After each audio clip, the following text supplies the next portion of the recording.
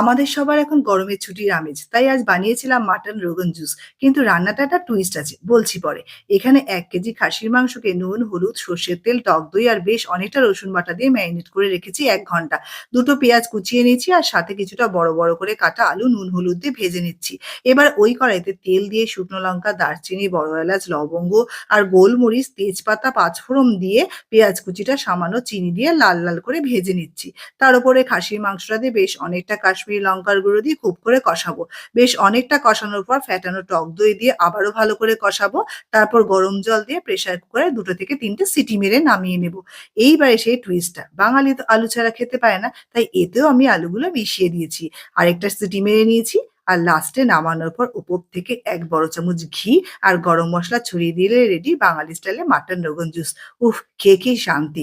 তোমরা বাড়িতে অবশ্যই ট্রাই করে দেখো আর কমেন্টে জানিও আজকের রান্নাটা কেমন লেগেছে।